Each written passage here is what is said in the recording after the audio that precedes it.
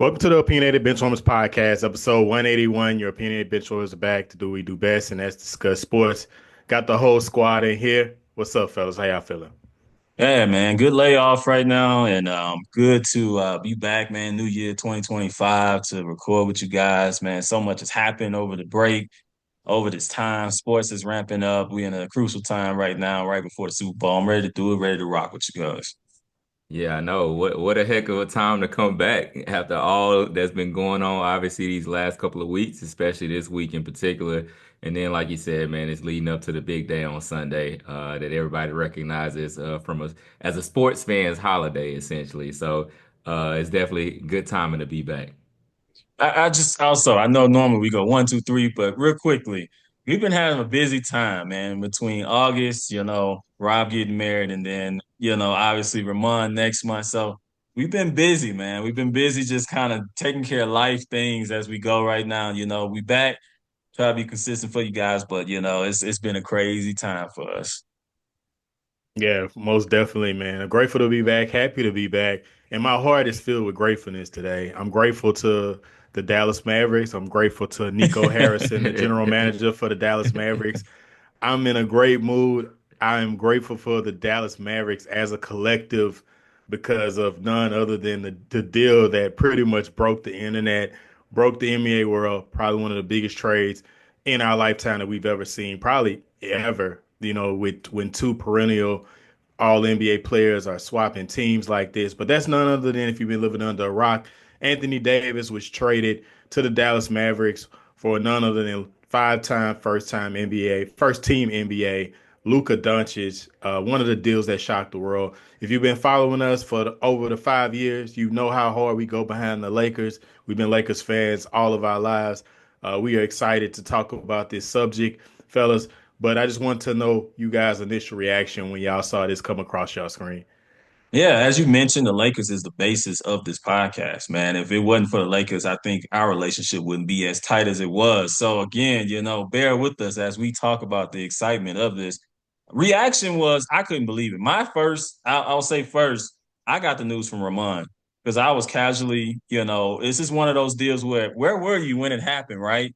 I was casually chilling, watching some TV shows with my girl that night, well, with my wife that night, and it was just like I looked at my phone and I let off a couple of explicitives. I was like, no way. Like, I saw Ramon's screenshot. I was like, nah, ain't no way. It was so bad though. My girl was like, what? What are you talking about? I thought somebody had died or something because I was just like, what? There's no way, and that was my pure reaction. I responded to Ramon real quickly. I went on the internet and I was waiting, and then I saw obviously, the follow-up tweet, like, this is real. I'm like, okay, a hacker would say that too, you know what I mean? Like it was nothing he could say. And then when I saw a couple other reporters put it out, and I was like, oh my God, did we just do that? So I'm gonna leave it at that. I know we're gonna cover this some more, and I kind of pass it to Ramon to his initial reaction.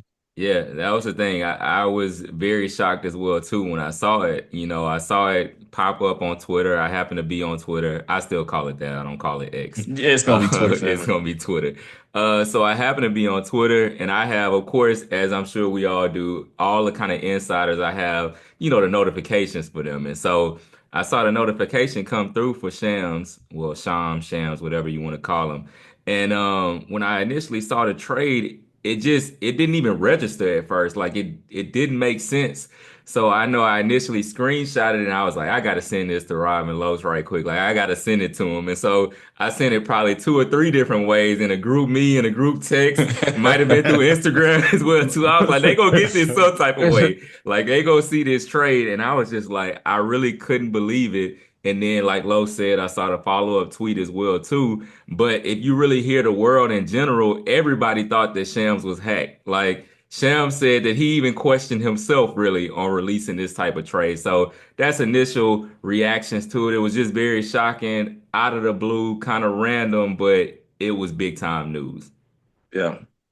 Yeah, man, I felt like I was in the early 2010s or something because I'm abstaining from social media right now. So I didn't get any news. I literally woke up to you guys' text because I'm on the East Coast. Los is on the West Coast. So there's definitely a time zone change differentiator between us. But Man, when I woke up to that, I was like, man, something must have happened because we never text really. We have a group me and we communicate that way mostly. So when I saw it was text, I was like, man, something went down. And I'm just seeing like just 10 texts of y'all going back and forth about this trade. Of course, I'm asleep. I'm like, man, what? Something must have happened. And that's when I was like, okay, I gotta look this up. And I went, I downloaded Twitter, went back on there. I was like, oh, okay, this is what happened.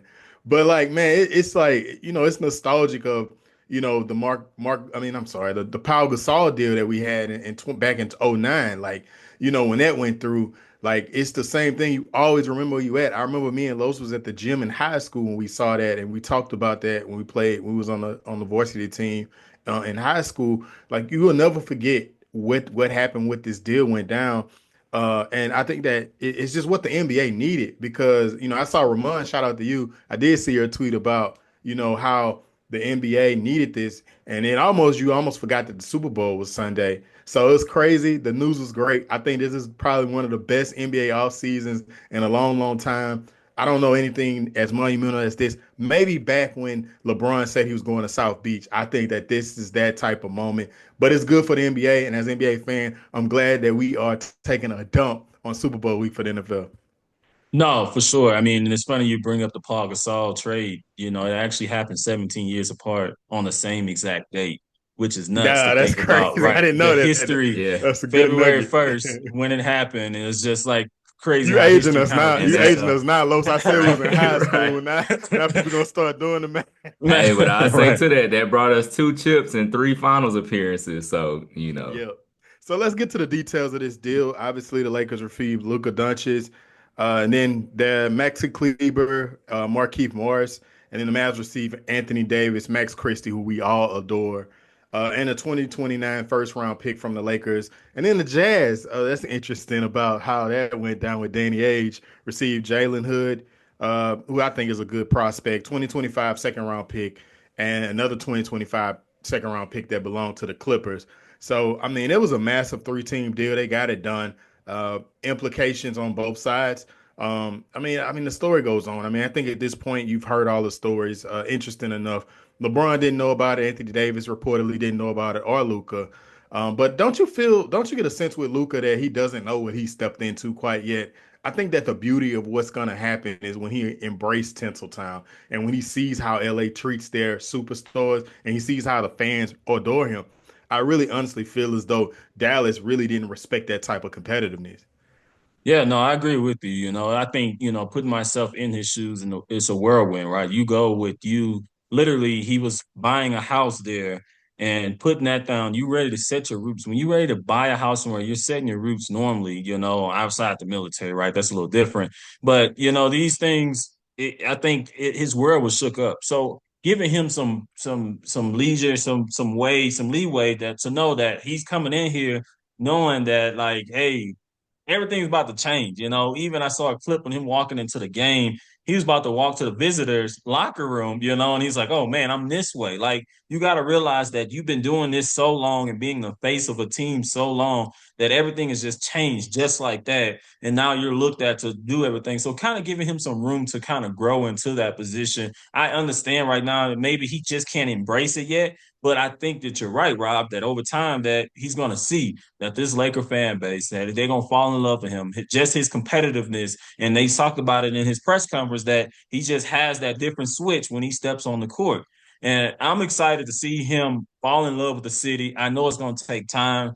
I know he's not initially going to be, oh, I'm just happy. I know he's saying all the right things, but we know he's a human being at the end of the day. But again, we're doing the right things. We're adding pieces around him, letting him know that, hey, this is your team. We're not following that 40-year-old guy anymore. We're not building around him anymore. This is your team, respectfully. Yeah, no, 100%. I agree with that take because, like you said, you have to think of the human element as well, too, as Los as you alluded to. It's just like if we were in present day and our employer came to us and told us, you know what, we actually about to trade you to another organization and we're going to ship you out over across the country and you're going to have to figure out things with your placement, with your family, all that kind of stuff is going to be. That would shake up our worlds if we just did that kind of in a present situation of how we're used to the working world. So, like you said, it's going to take him a little bit of time to get accustomed to it. But I think just the early vibes is when you begin to walk into the facility and you begin to see the names and the championships and the names in the rafters, and you know the great legacy and lineage that you coming behind, like it automatically, even in his press conference, like he already alluded to, knowing what it means to being in LA and winning championships, and so I think that he's going to get used to and accustomed to what that standard is. He's going to Yeah. also too just see his who he is just magnify even more just from a star persona standpoint. He's already been a global icon. Now you see the Lakers mafia gonna be behind him. He gonna have the LeBron fans that's gonna get behind him as well too.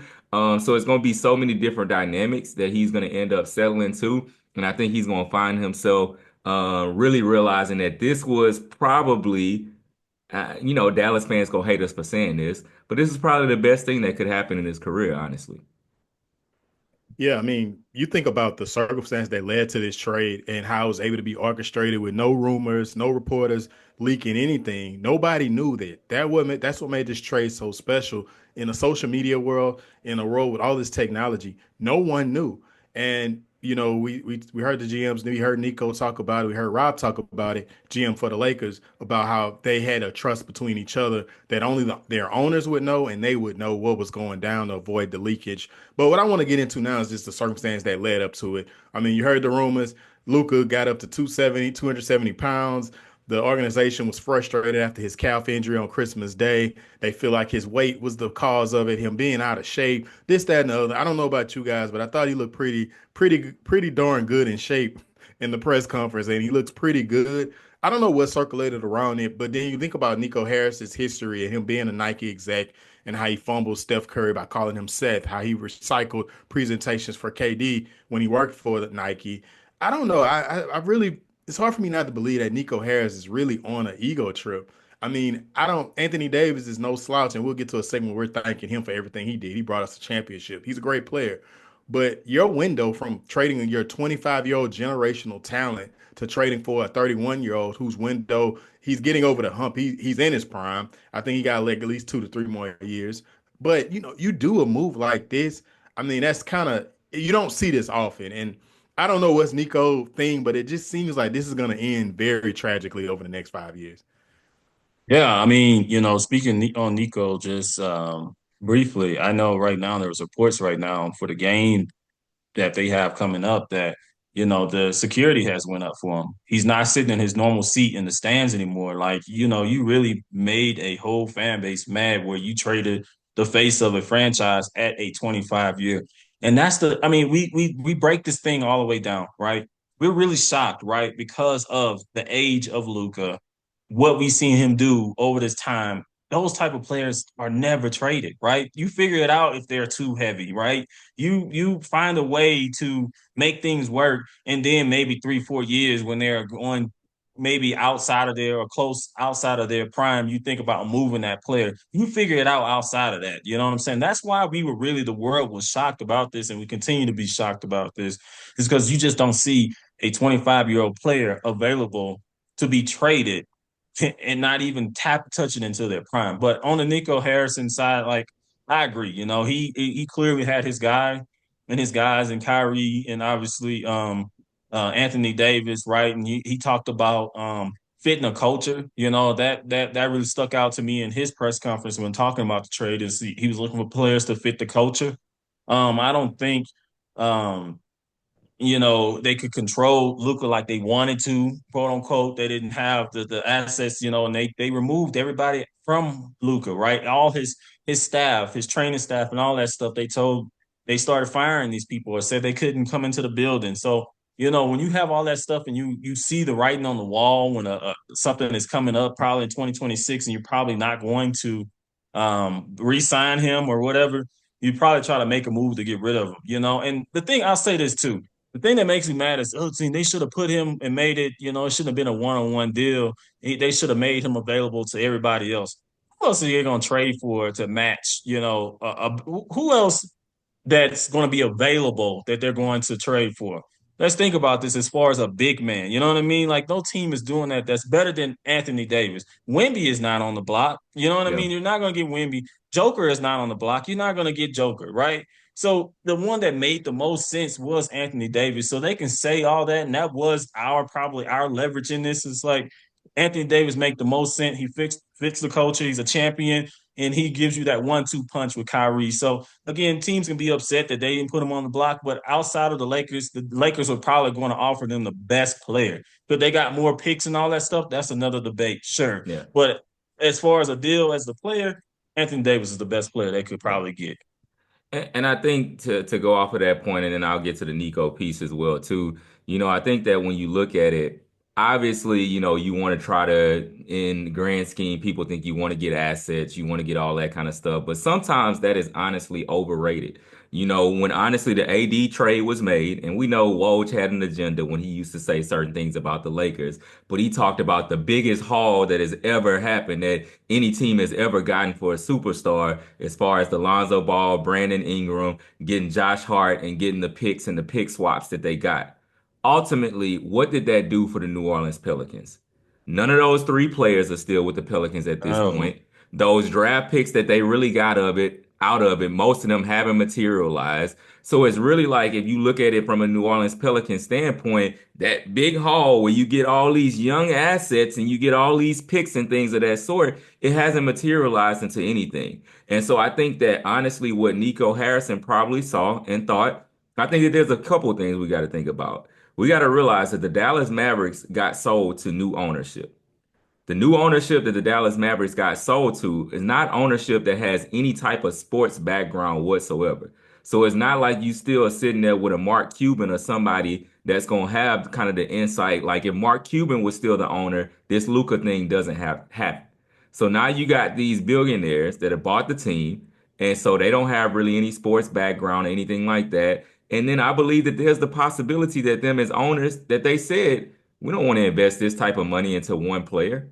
So Nico Harrison really could have been stuck there knowing that, hey, we're not going to go for it with Luka long term. So you know what? I'm going to try to get something for him. And you know what? In the midst of that, I'm going to try to stack the deck and see if I can get a talent that, like you said, Anthony Davis is still a top 10 or top 15 worst player in the league. So I'm going to still try to get something that I can win and contend instantly to take that weight off of me a little bit. Even if right now, if they had gotten the ultimate, let's just say 10 first round picks for Luka and another player or so, fans were still going to be upset. And then you were going to have in the immediate time that you probably weren't going to win too many games or as much games in the immediate time. So he said, you know what? Instead of doing that and going that route, at least I can do something to win a little bit or potentially win in the short term. And that way, maybe fans will get off my back or things of that sort. So I think that there are so many factors that even we still don't totally know because we don't know Nico's relationship to ownership. And ultimately, ownership had to sign off on this. Just like on the end of Rob Pelinka having to go to Genie to sign off, Nico Harrison had to bring this to ownership to sign off on this. right. Yeah, I mean, I get that. Quickly to Go add to ahead. Ramon, what I'm saying is, even if you go that young route, you still have a Kyrie that's 33 years old. Then you're looking at Kyrie, okay, now that we get rid of him now, you blow that whole thing. So you have to get a player that matches his age range. And that's all I want to add to that. Yeah, I mean, I think Dallas is a good team. I don't think it was a bad move for them, but just the mudslinging campaign towards Luka, talking about his weight. Even if you heard his press conference, I heard clips of it, just his arrogance that came through. Just talking about how Luka doesn't want to talk to him. I thought that was kind of, kind of sarcastic, and then to come back around and just, Jason Kidd and what he said in is he didn't even consult with the guy that got to coach these players. I think that Luka is a massive, massive piece to be moved, and I thought that all of those things, that what he lacked to do to even shop Luka and all of these things, it just was mishandled in my eyes. But we don't know. I mean, if Dallas, all is well if Dallas wins a championship. But we'll see. He said it. We'll see who's right in 2 to 3 years, and we'll see that in the future. But we'll get to some other massive trades. It seems like we didn't get a chance to cover, but the Jimmy Butler saga in Miami appears to be over after he was traded to Golden State. Does this move the needle for you guys for Golden State in their competitiveness? I'll keep it quick. No.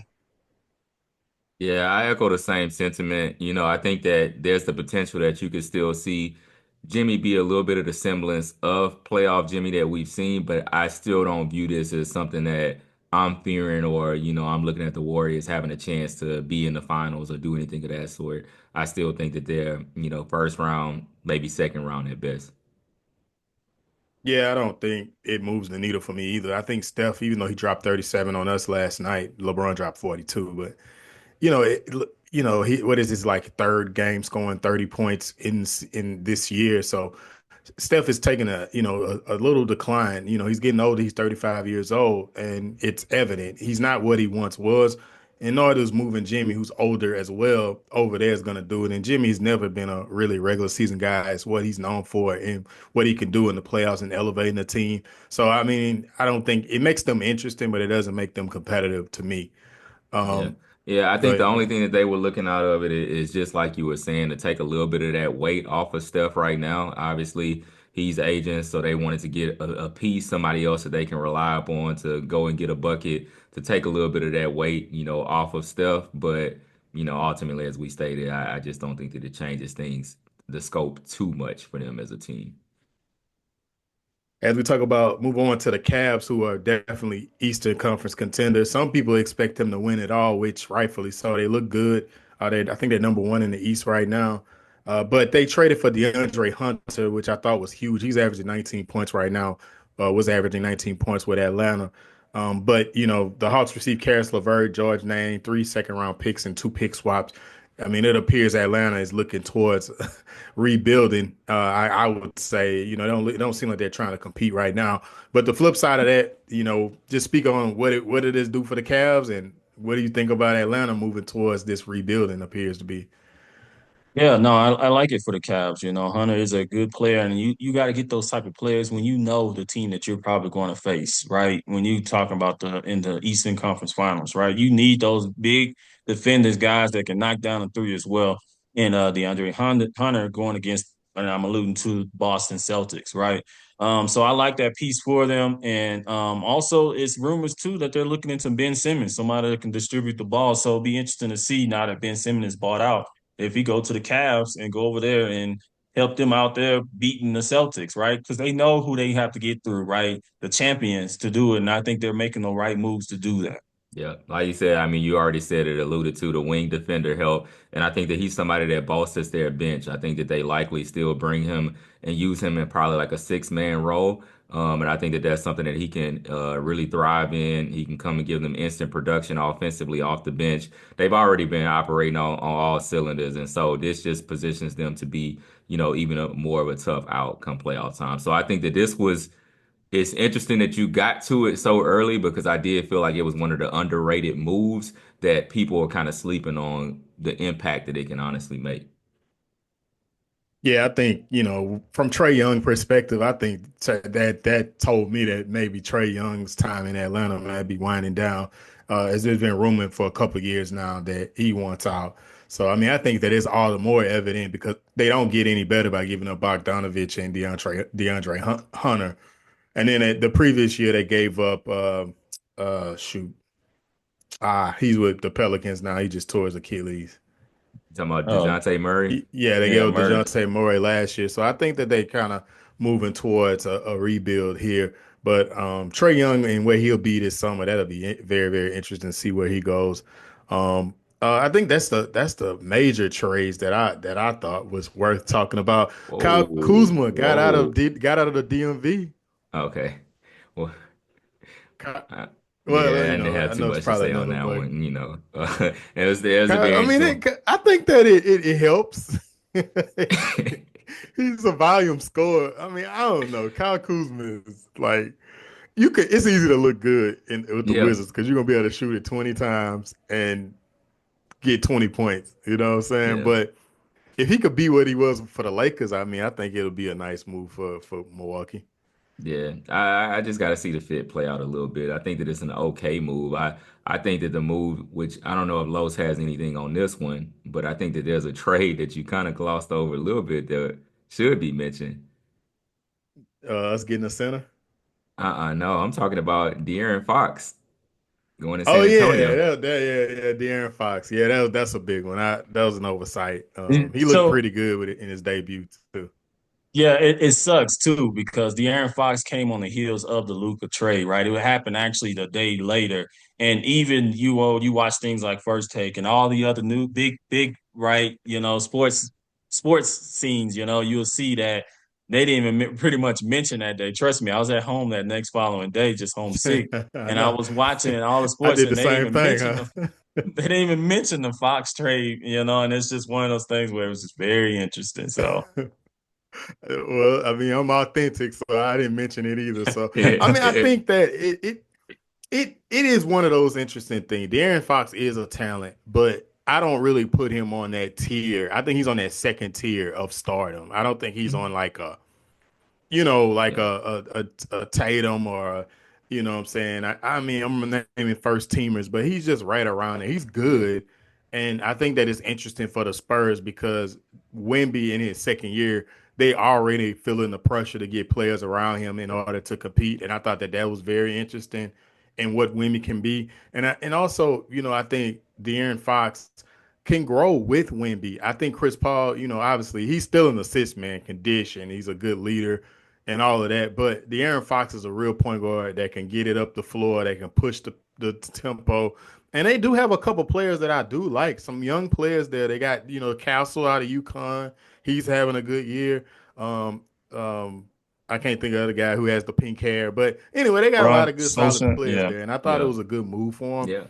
Yeah. But yeah, they need they need a few more pieces. But I mean, to do that for Wemby this early in his career, it only just tells what they think about Wemby. And the thing And about it, when you look at it long term, I mean, you're bringing in De'Aaron Fox to be a number two option. Just like you said, you have him on that second tier. Wemby is going to elevate to that top tier. Like we can see what's happening before our eyes with Wemby. So Top you're five. doing Yeah, it you're gonna be with top that five thought seed. process because Wemby is going to be elite.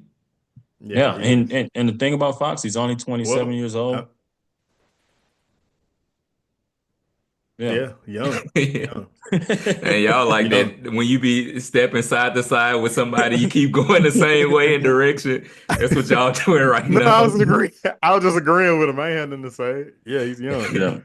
Um, but let's talk about some football, guys, before we get up out of here. Obviously, we got the biggest game of the weekend. We got the Super Bowl, Kansas City Chiefs taking on the Philadelphia Eagles.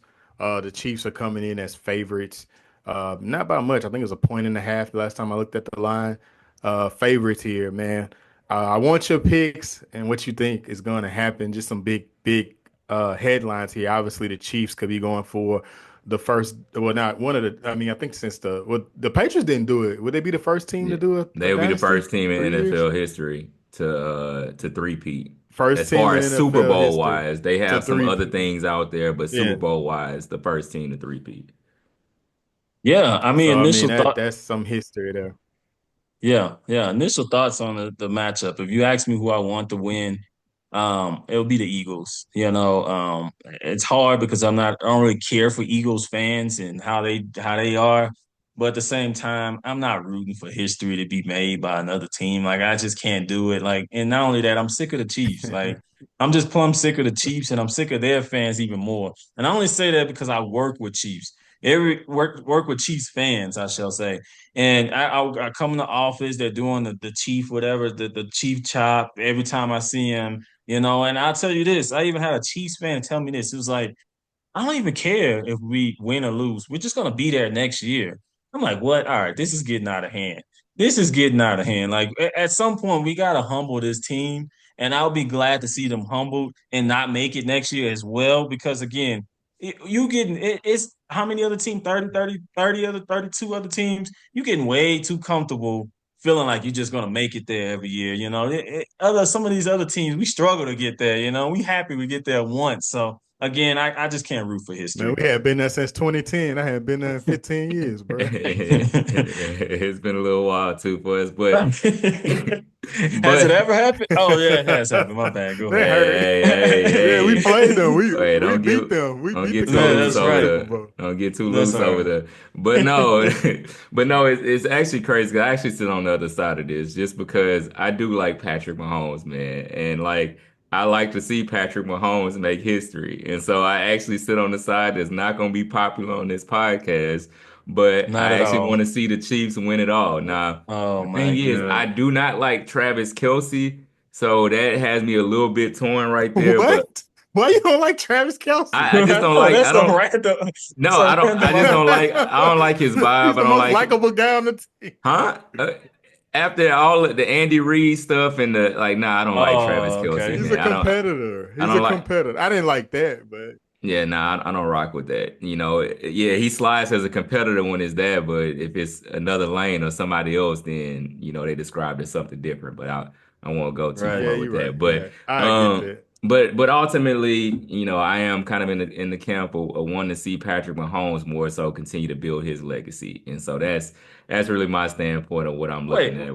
So what about Jalen Hurts, bro? A man that went there 2 years ago and That, Jalen Hurts. lost. And Do y'all want again, to have this? I'm glad you brought him up. Do y'all want to have this conversation? Jalen Hurts is mid. He's mid, sure, I'm not disagreeing with but that.